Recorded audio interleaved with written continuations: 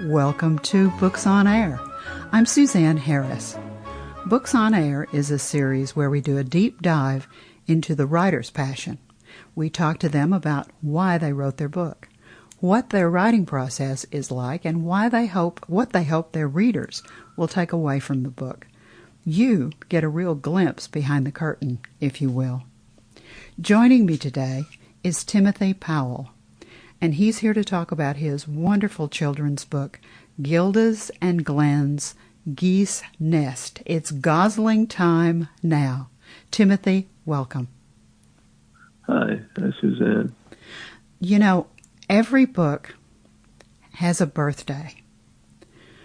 There's the time when you decide that you're going to write to that book. Now, the book itself is a gift for the reader.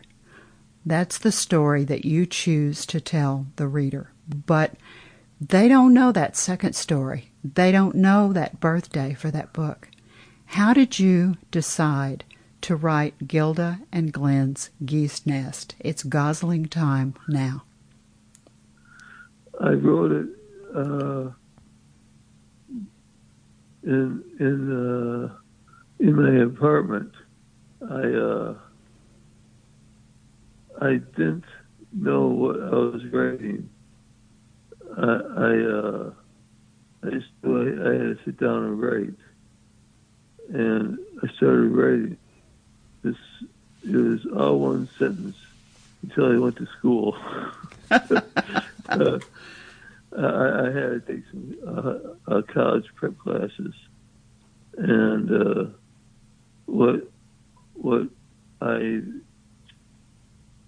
when I got the idea to write the book, I was so convicted. I didn't write it the year before because I didn't take time to write. And I knew I was supposed to write, but I was too busy. So I sat down. Well, I was on sick leave and from work. So I had all the time in the world to write. I was on crutches. So when I wrote this 25 years ago, started 25 years ago, I didn't have the direction until about 2000. Let's see, 2017, 18. I had the direction. My father gave me the direction I was supposed to go, and he said one word, and off I went. I had to take some college classes at work. They had a learning center, UAW Learning Center, where I worked, and it turned out real good. I think the book with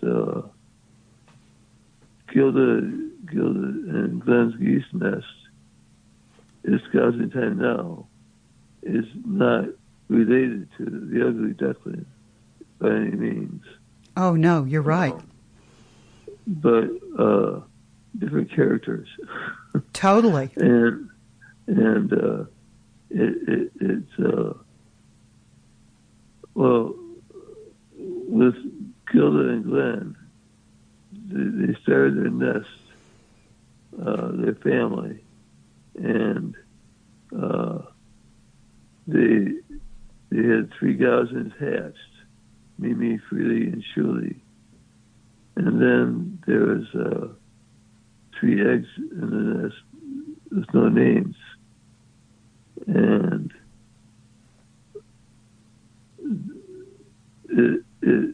it's to me, the book means a whole lot to me. I can I might have a hard time expressing my like to my book because it's something that it's a labor of love. In high school, I hated English until my junior year in high school. And I had a teacher in elementary school that didn't let me read. So I turned something I hated into a passion to write. I love to write. It takes a lot. It means something to me. It takes a lot to write, doesn't it, Timothy? Yes, it does.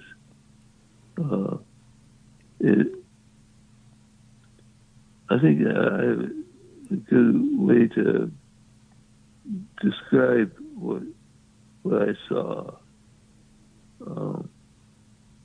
I seen all their actions, Mimi, Feely, and Shuli, and they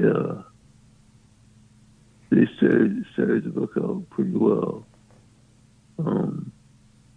Well, they're a lovely family of geese, and I love the way you expressed them. I like the family values that you express in the book. I like the actions of the family in the book, and you have some really clever characters in the book. I like Mr. Emerald Greeny Heron. I liked him. Yeah. And my favorite, I think, was Wendell the Blue Wind Breeze Blower. Did you come up with all those yourself? Yes, I did. Yes, I did. Now, Gilda gets in trouble. She gets one of her feathers stuck, doesn't she? Yes, she got her feathers stuck. Yeah, and it was there for 20 hours. At least 20 hours. And it was 1 inch from her right eye. It blurred her vision. And she's a busy mom. She doesn't have time for this, right? Yeah. And she's got 3 little ones on the way. Yeah, 3 on the way. And she was discouraged with that feather on her bill. And she loses it in time. But she had to pray to Wind Breeze Blower. Under the Blue Wind Breeze Blower was a good character because somebody had to blow that feather away. Exactly. Do you want to share that part that you wrote with the listeners? Yeah. Yes. Go ahead. Let's start out where you need church to Father Glenn and Gilded Goose. Am I going to have a feather in my bill when I grow old? Gosling, truly and freely chirp out. How about us? Yeah, will we have a feather attached to our bill too? Well, Gilded Goose cackles out. We'll have to wait and see. All of you can get an attached feather on your bills. Mimi, Freely, Shuli, even you, like Glenn Gander. It's a calm day. Where is Wendell the Blue Wind Breeze Blower? He hasn't helped me with the gust of wind. Mother Gilded Goose says there's no wind. The pond is still and no waves are upon it. On the shore of Timmy's pond, an emerald greeny heron glides down to the ground. Mr. Emerald Greeny Heron is his name. Why did you land it right in front of my nest? Father Glenn Gander cackled out. Mr. Emerald Greeny Heron garbles out. I have been hearing your Goslings complaining. They have been chirping about that feather on Gilded Goose's bill. Mr. Emerald Greeny Heron garbles to Father Glenn Gander and Mother Gilded Goose. One of the trust in one of the Blue Wind Breeze Blower to blow breezes to float your feather away from you. Gilded Cackles. Thank you for flying by, Mr. Emerald Greeny Heron. Emerald Greeny Heron, I'm done reading. He jumped in the pond offshore and jumped out as fast as he went in. And I visualized it. I called it DNR to see if it was a new species of birds. But they're common in Michigan. They're short-legged. It's a heron, but it's short-legged. He jumps offshore and gets a fish. He comes back on shore and it slides down his gullet. Yeah. So it's a cute little story. It is a very cute story, and the illustrations are lovely. They really complement your work very, very well. When you were writing this book, Timothy, who did you think in your mind would be the person or persons that would read it? Grandparents to grandchildren and parents to children. It's an important book because it tells life stories of how they fight and not actually fight, but how they react to different animals or fowls that come into their territory. And it's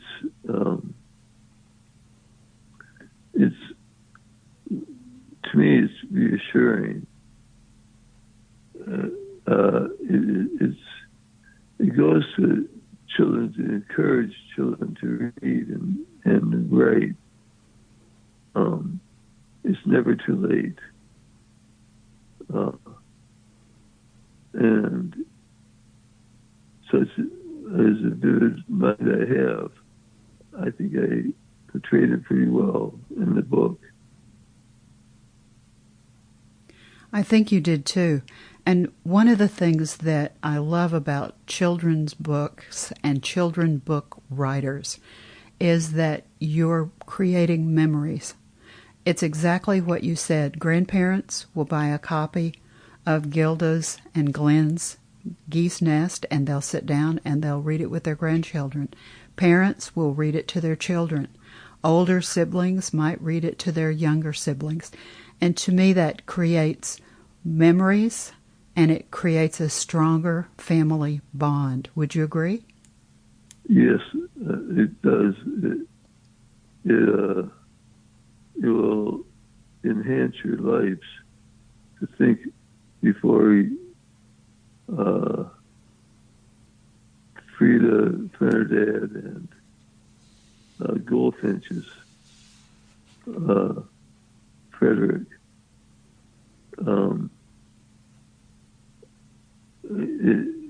Those goldfinches in the tree looking down at the feather on Gilda's beak, and bill, I should say, her bill. It tells a story about. I think it's important not to belittle anybody, you know, and the way they mocked the three Goslings, Mimi, Freely, and Shuli.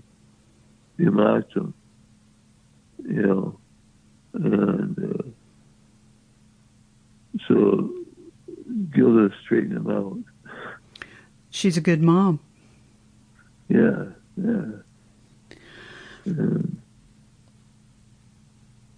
I really like what you've done with the story. I think that it's a really good story, and I think it talks about, you know, there are children who don't have the opportunity to interact with wildlife like geese, and they don't have the opportunity to know what a forest is like, or to think about animals and how animals interact with one another. And I think what your book does is stimulate those children's imagination, so that if I were a parent or if I were a kindergarten teacher and I were using your book in my class, or I were reading your book to my kids, I would take and say, okay, let's look up goldfinches and see what they look like.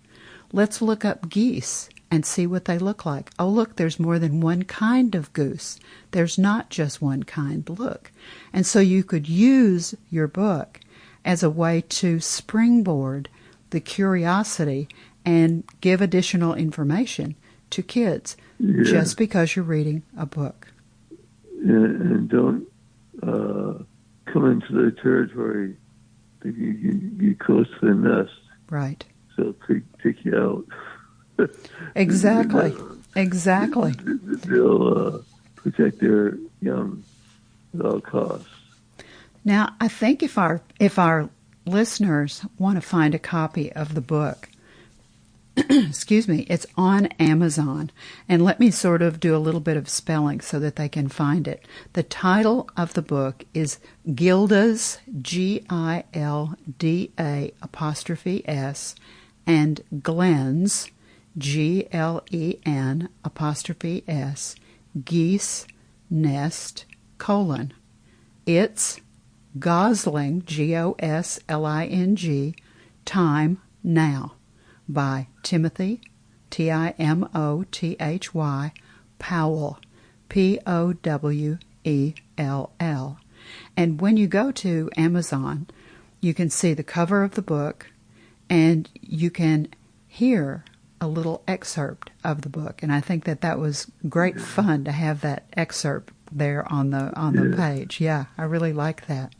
Now, can they find you on X? I think you told me that you were on X. Yeah, actually, I don't have my calling numbers on me. If they put in your name, Timothy Powell, would it come up? Yeah, it should come up, yeah. It should come up. I'm not really sure. Okay. I haven't tried it.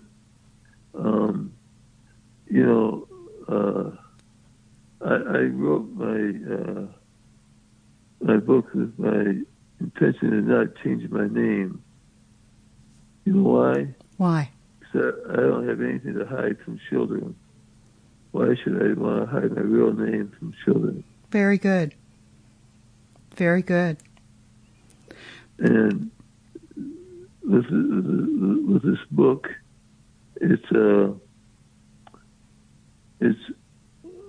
money. Part of the money I'm going to get from this book, I'm going to donate it to Save the Whales. Oh, that's wonderful, Timothy.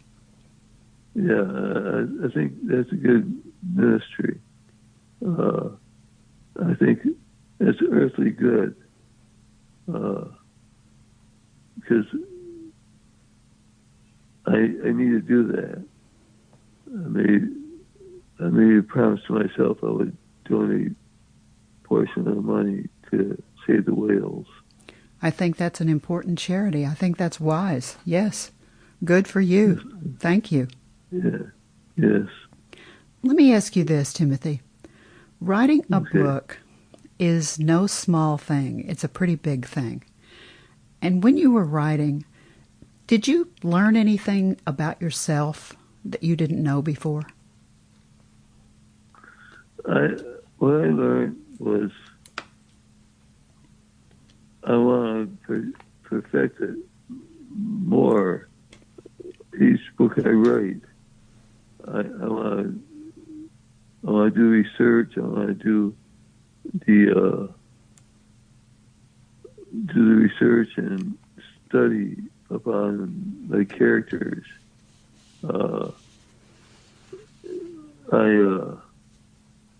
I think if I don't add something to my knowledge of what I'm writing about, I have, I'll be lacking, but I don't want to lack.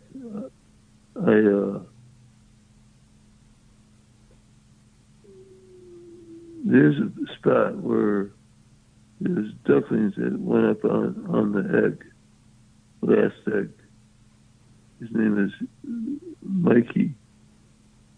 He's not hatched yet.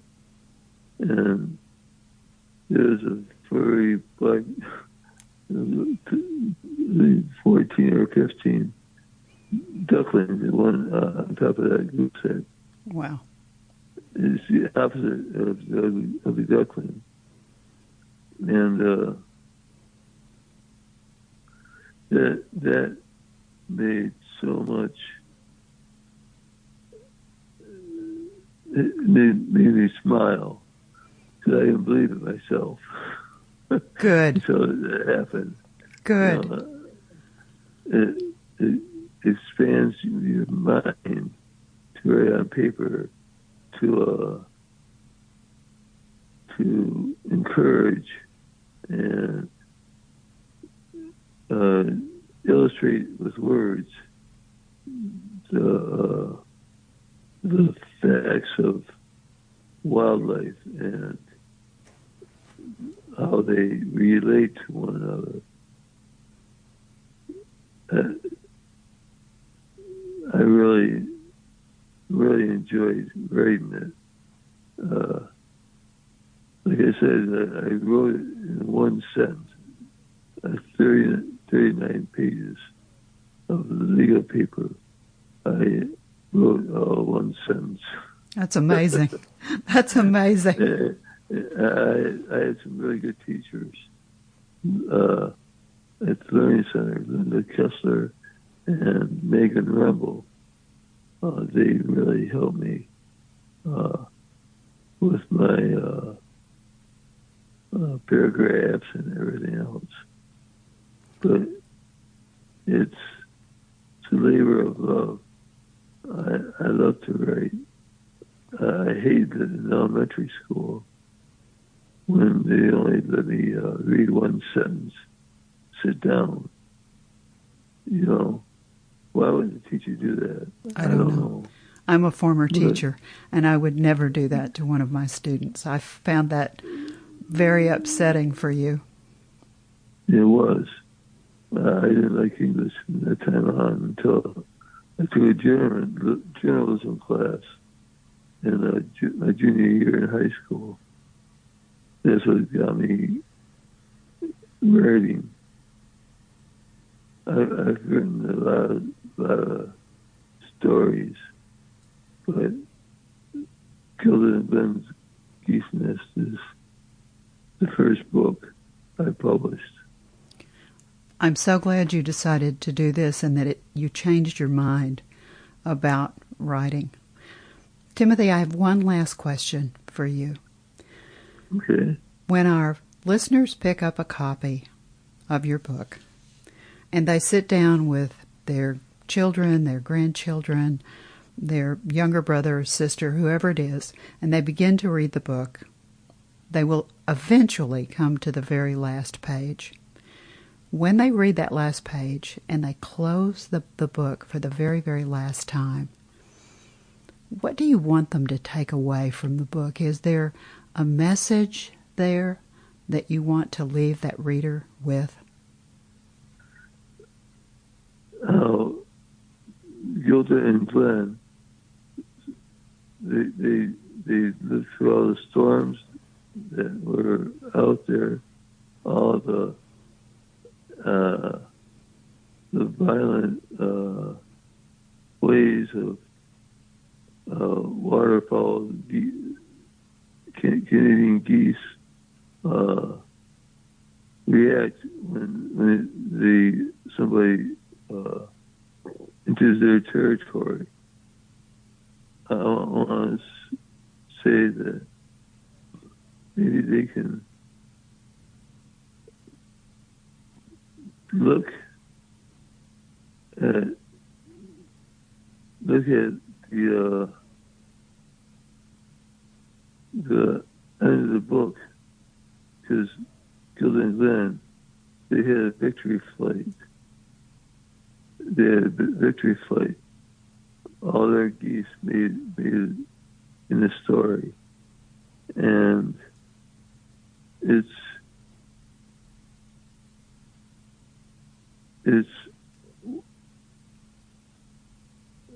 actually,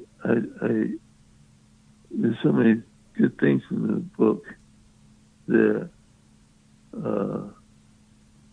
I come to the face. The end of the book is only their beginning. Oh, I like that. They're Mimi, Freely, Sheely, Lucy, Ricky, and Mikey, the three guys that hatched. They have new lives coming forward, new beginnings, and they're going to have to go and find their own nest, build their own nest at home, and relate to someone new. And that's the way I look at the book. It's some new beginnings. It's never the end till the end gets there. And when you finish the book, there's a lot of positives that could be negatives, according to talking too loud so everybody hears you. Like Herman Gander and Helga Goose. They're just two people that, Gosling people, Geese, that I portrayed that they raise their voice out in the open. And it's not warming. It's kind of alarming. You don't know what they're saying until they say it in public. That's what I like to say. Don't yell at your children or your neighbors. Very positive message. Yeah, very positive message. And I love what you said about the end of the book is only the beginning. I really like that.